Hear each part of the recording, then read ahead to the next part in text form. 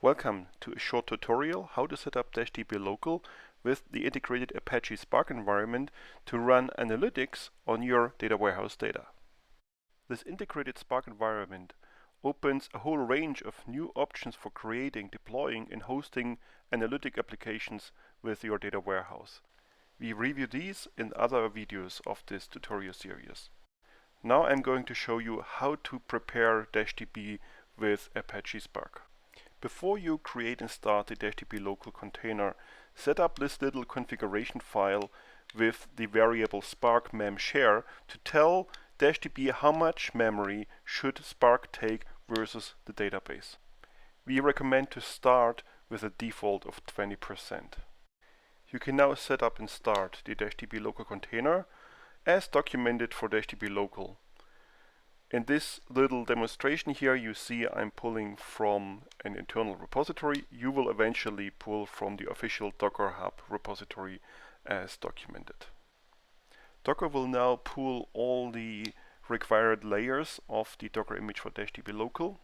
When you do this for the first time in your Docker host environment, it can take a while until all the layers are pulled and extracted. So we are going to fast forward now a little bit. When the pull is done, the Docker container started, and we can use the docker logs command in order to see and follow the logs of the startup. The initial startup sets up a ton of things in dashDB local in the container for you. A lot of configuration services, the dashDB database itself, its catalog and things like that. Now let's zoom into one specific message here, and this is the amount of memory that the container reserves for Spark, and it's exactly the 20% that we set up before we started the container. Now we just wait until the initialization of the container finishes and the message is printed that it is successful.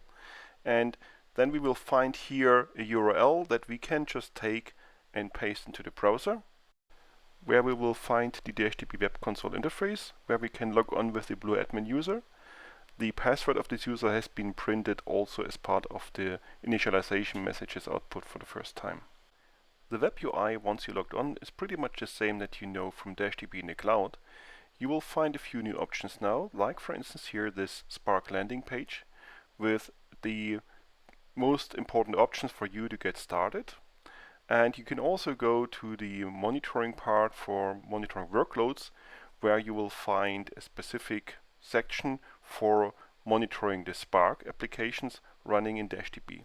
At this point nothing is running yet because we just initialized and didn't submit any workload. Now you're all set to start using Spark in dashDB. Come back and explore the other video tutorials to see the different options at your hand.